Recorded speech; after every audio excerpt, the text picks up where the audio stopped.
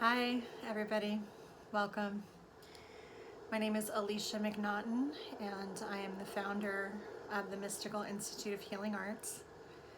And today we're going to be going over some topics for my multidimensional healing and awareness course, The Negative and the Positive Ego. All right, so this is a really important topic just for learning about your personality, learning about your patterns, learning about what we're working on in our own personal ascension, but it will also really help you, those of you who are healers and want to be able to give messages very clearly and accurately and learn what is blocking you, what's getting in your way. So we're going to go over some key points about the ego, and then we're going to follow it up with a meditation where I will go into trance and you get to actually meet your ego. So your ego's job is to put order into this world. It's a little bit like a mail clerk that way. It puts things in order. We need our egos in order to pay the bills, get up on time, drive the car, all those things. So your ego is part of what helps you to navigate through your third dimensional reality in your human suit. Right? It's very much connected to your physical body, and it tends to come into play at around 2 years old. And that's what the terrible twos are all about.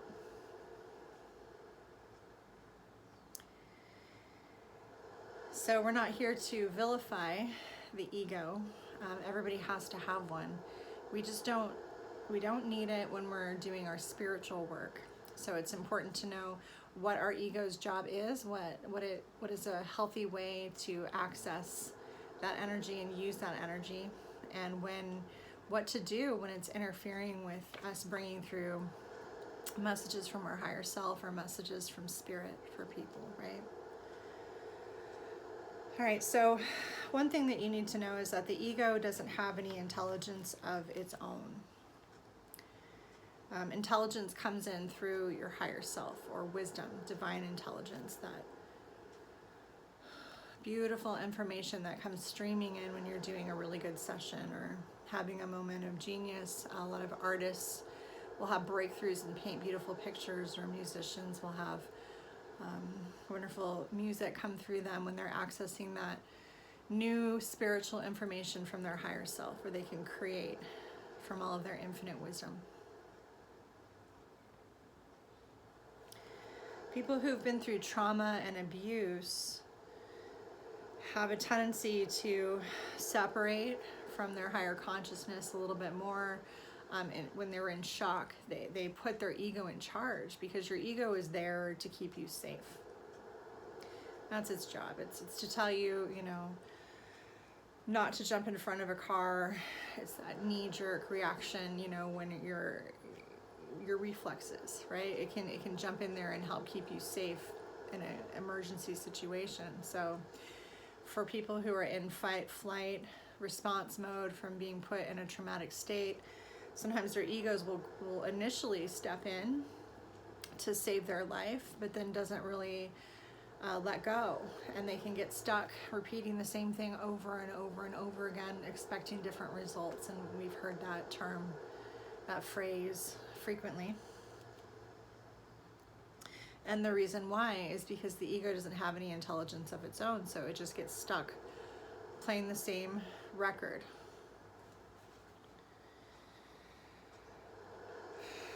So there is some psychic connection with your ego, but it's mainly connected to survival only.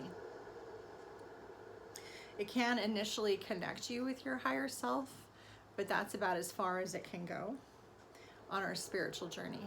So your ego will have this breaking point where it's tired of just playing that same record over and over again, and it will want to let go. It'll want help. It'll reach out and have this moment of help me to the divine, where you have those universal prayers, those surrenders, And then all of this beautiful wisdom and energy and healing comes in. We've all had moments like that when your ego lets go.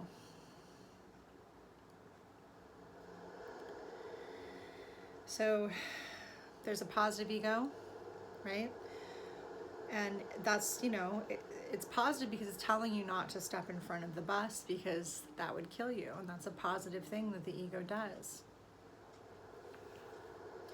And there's a negative ego. So an extreme example of a negative ego out of control, or a very wounded ego that's been put in charge, that's gotten excessively negative from being disconnected from their higher self, would be criminal type behavior, or even schizophrenia, where their egos are playing the same song over and over and over again, and they're listening to their negative ego run. And there's lots of ways for that to happen. One of them is judgment, judging ourselves, judging others. When we catch ourselves in judgment, it's more of an ego state. It's less connected to the higher consciousness of your higher self. So that's one way to know when we're in ego, is when we're judging. Another way is being aloof. So the ego pretends it doesn't care about anyone or anything, but it definitely wants attention. It desperately wants attention and is trying to get it by being aloof. And then there's the one where the ego has to have things, or it has to have a certain level of status. And this is the one that people commonly think about when they think about somebody who's being egotistical, right? Is the one where they have to have a certain level of status. In more spiritual circles, it tends to look like this. When somebody who is just new into spirituality, and then suddenly they have this belief that they were the second coming of Jesus Christ, or they were Buddha in another lifetime. An extreme example was the guy in Waco, Texas, who got all of those people to drink the Kool-Aid and die in his cult, right? So these people, or this part of the negative ego, will decide that they have some kind of spiritual enlightenment that no one else can achieve, and that they must get their message to the world, and will make very inappropriate demands that the red carpet be rolled out for them. Now, I firmly believe that we all have a way to reach enlightenment, that we all have the ability to channel our higher selves. But if the ego gets it into its head that it's supposed to do that, and decides to step in and say that that's happening, and that's happening already, and that's happening without any work, and that's happening to the degree that they're already at the highest state that they could be in, and everybody needs to bow down to them, that's more of an ego in its negative form showing up and blocking that person from being able to really step into their light and achieve enlightenment and ascend.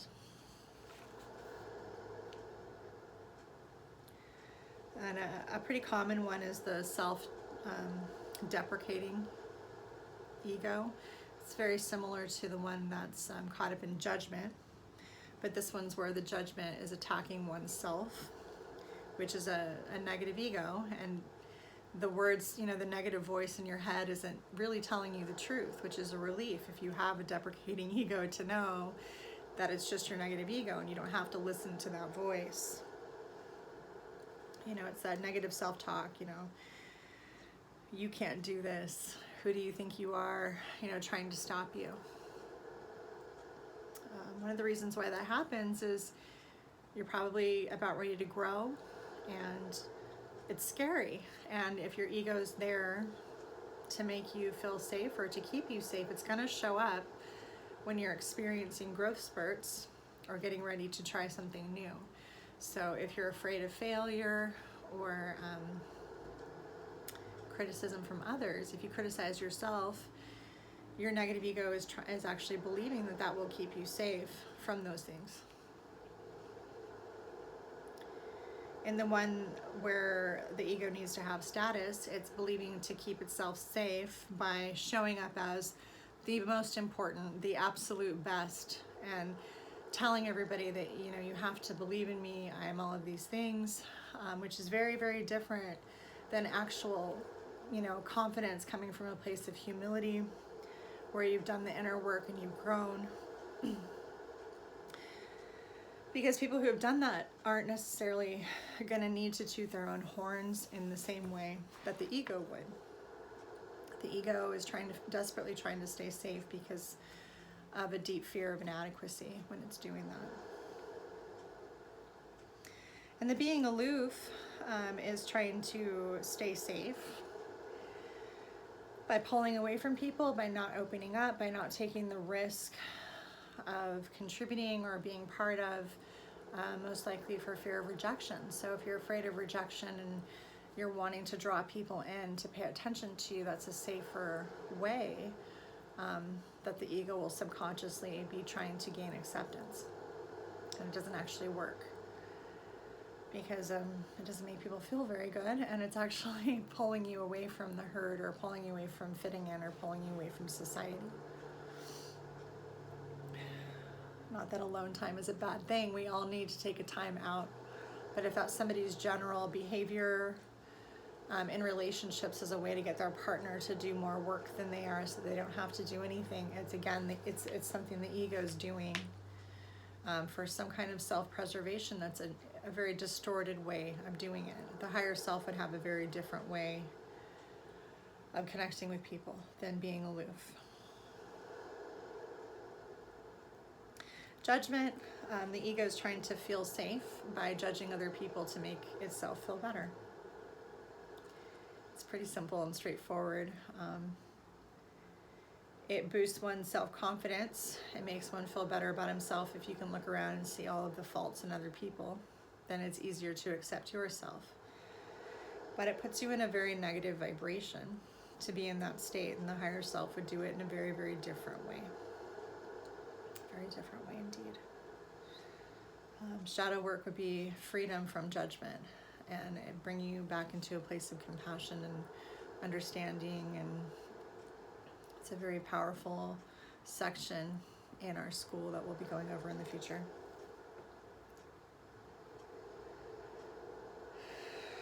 All right, so those are what's called the 4 faces of the ego. Again, judgment, being aloof, having to have status, or self-deprecating. And then there's the positive ego. So the positive ego thinks that it can do things that it actually can't by showing up in a reading to give psychic information that it really can't access. So again, the ego is used to, what is it that needs to be done? Let me take care of business. Let me get things done, you know, and it needs to have things, right? It needs to get things taken care of in order to make you feel safe. So rather than sitting around and waiting for this higher consciousness to come in, especially in the beginning when it's a little bit more challenging, when the connection isn't as strong yet, when it's still developing, the ego will just jump in there and do it for you and think, oh, I'll help out. I'll come in here and I'll take care of this, right? But it really can't do that.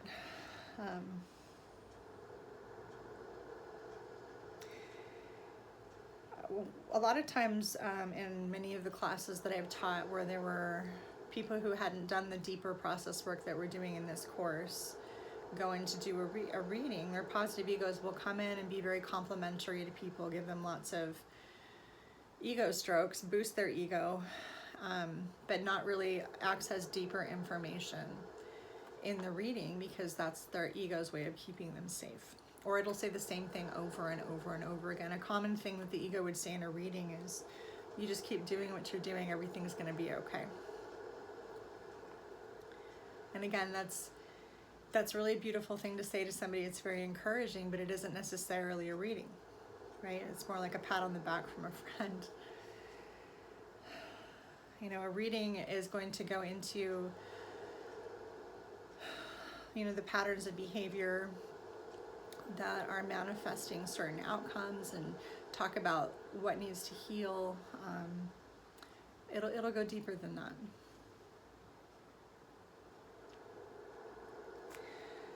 So growing spiritually, you change immensely.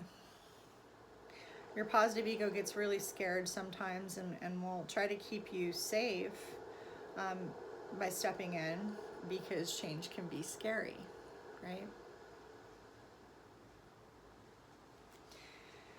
So that's one of the reasons why that'll happen. If for example, the psychic information that you're getting is excessively negative or excessively limiting in some way, that psychic information is not coming in from a higher place. It's most likely coming in from your negative ego, which is a relief to people that that's happening to, you know, where they're really afraid that these things, these images in their head are things that are going to happen, when it's their negative ego trying to freak them out, you know, and playing out all of their worst fears. It isn't necessarily precognition or accessing higher information. If there is something that is going to come through in a reading, the way that your higher self will bring it through will not be that way. It'll have a lesson attached to it. It'll explain, you know, the how, the why, you know, the where, and give you a deeper understanding as to why this pattern is showing up in your life. And it'll give you some tools to access a higher plane of consciousness and pull yourself through something like that. It won't just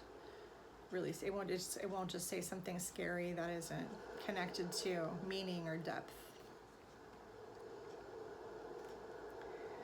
So even though we need our ego in order to survive in a physical body, it can be a little bit of a hazard in our spiritual work or our spiritual ability.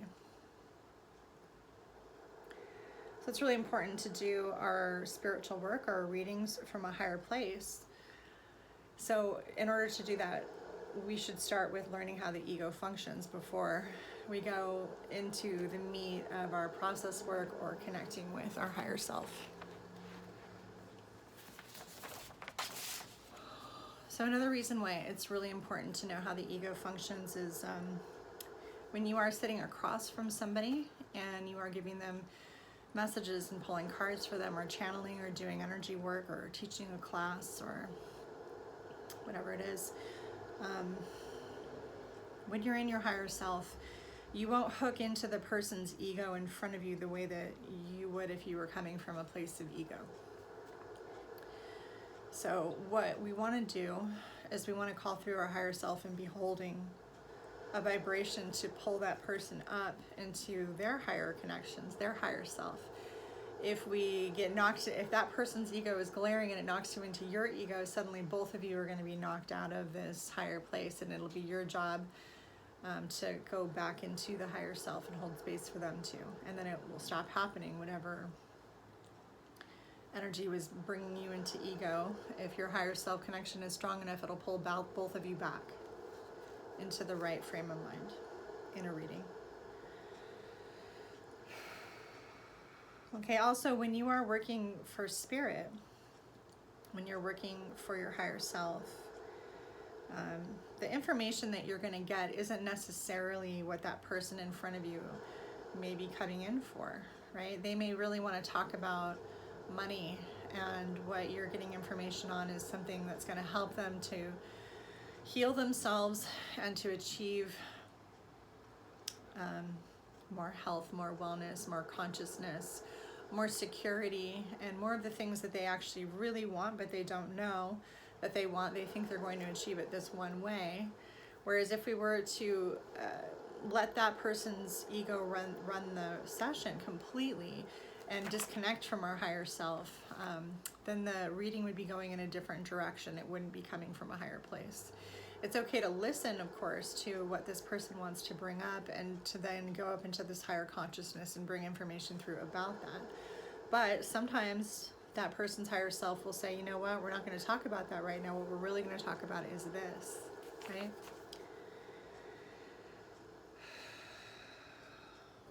So when you're working with your higher self, you will get information about the deeper issues that created their situations. So initially, you might not be that person's best friend by telling them, you know, what they want to hear, but your information will be coming from a higher place, and therefore it will be more accurate. So it's really important to do a reading from the right place.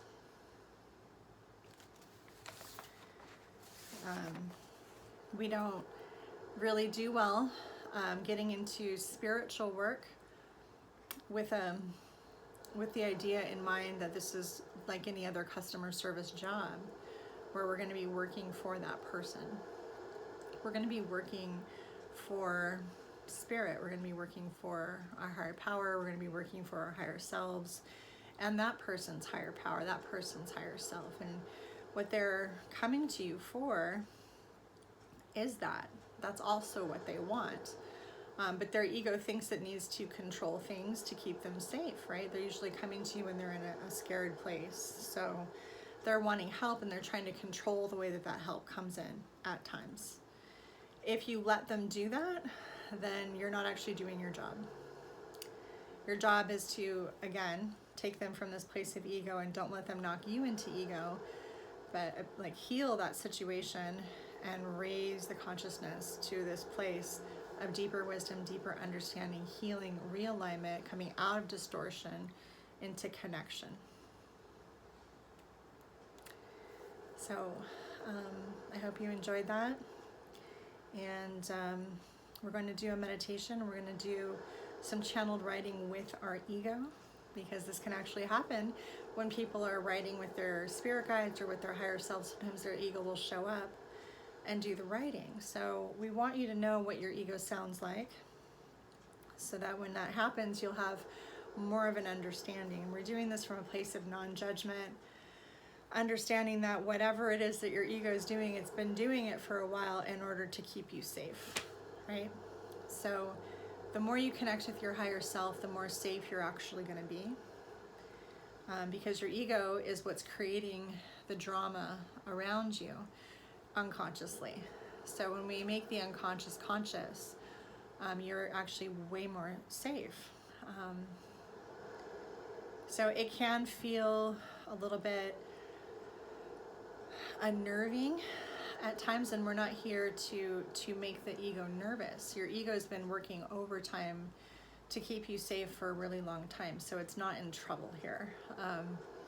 That would be a little bit like walking into a restaurant where they're short-staffed and it's the manager and one server trying to do everything, and there's no busboy, and getting mad at those two people for being stressed out. We're not doing that at all. The higher self is a fully staffed restaurant coming in to say, let me help you with that. This is how it's supposed to run. No one is asking you to stop existing. We want your ego to have a job, right? So a good thing to do is to tell your ego what is their job, right? So one of the things that I teach that you're going to start to do is you're going to create this safe space for your ego to go into. And you're going to place inside of this room, it's sort of an imaginary room, but it becomes an actual place that you're going to build with your imagination, with your consciousness. You're going to pour light and energy into it, put in some comfy furniture, maybe a remote control, maybe some hot tea, some fun crystals, or whatever it is, aromatherapy that will make you feel really, really good in there, so that when we do our spiritual work, we can push our ego to one side, allow it to go into its happy place, and we can call in our higher consciousness to do our spiritual work. So that'll be fun. And some tools that are really nice to use. This is some gold sheen obsidian. So gold sheen obsidian can take you into some of those darker places where we're needing to clear energy. It can keep you very, very grounded, but it also brings in this beautiful alchemy gold energy to bring in that higher consciousness, right? So it's really, really soothing for the ego. These come in lots of different forms. Some of them you can see the gold a lot more. This one has a lot of gold in it. And it looks like a new moon. Here's some palm pieces. So this one looks almost completely dark, but it actually has some gold in it, but a little bit less of a sheen, right? So I love palm pieces. That's a lot. That has a lot of gold in it, right? I love palm pieces. They're just really easy to hold and meditate with. I always have one of these at my station when I'm doing sessions for people, because it just helps them to go deeper, helps to cleanse, and it helps us to access our higher self together. So I hope that was helpful, and I look forward to meditating with you. I'm going to be channeling soon. We're going to be bringing through Ashra, which is a collective that I work with, and I do a lot of light language and transfocal channeling for that. All right, we'll talk soon. Bye.